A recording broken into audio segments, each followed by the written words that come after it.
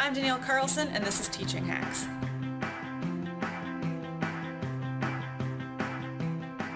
Today's video is about what to do if your students are disrespectful to a sub.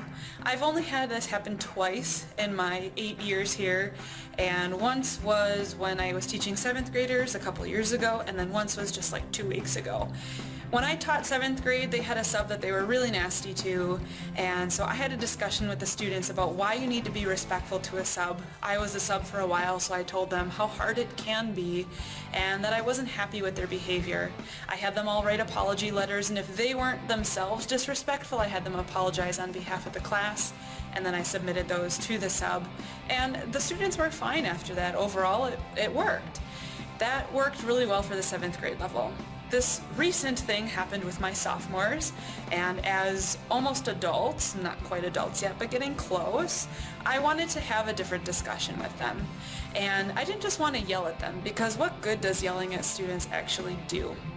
What I had my students do was fill out a little form. At the beginning of class, I gave them a little half sheet, and I had them rate themselves for their respect to the sub and their focus for class that day.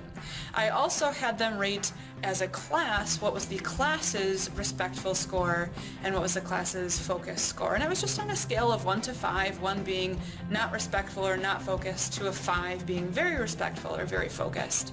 And I didn't have them show each other their personal scores, but then in their groups, I had students discuss what do they think the class score was and why, and how could that be fixed.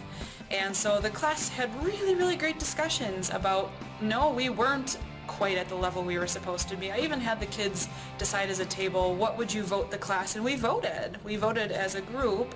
You know, they might have all rated things slightly different, but come up with a group consensus.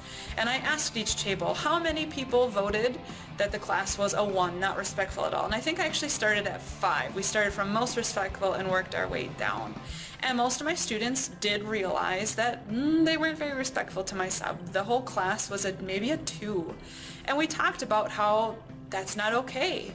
And again, just like I did with my 7th graders, I discussed why it's important to be kind to a sub and that a sub's job is not easy.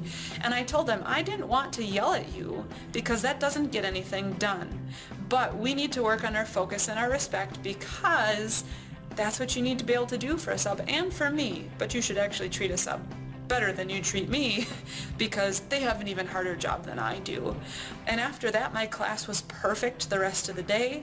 The rest of the week they were great, and I know that next time I have a sub, they're going to be just awesome for them, because we had this discussion that was more productive than handing out consequences like detention to the whole class or something that's not really that useful. We had a productive discussion, and I would highly recommend that if you have a class that's disrespectful to your substitute teacher as well. I hope you found that helpful. Feel free to subscribe to my YouTube channel so you can see each time a new hack is posted. Check out my book, check out my Facebook page, and I hope to see you next week. See ya.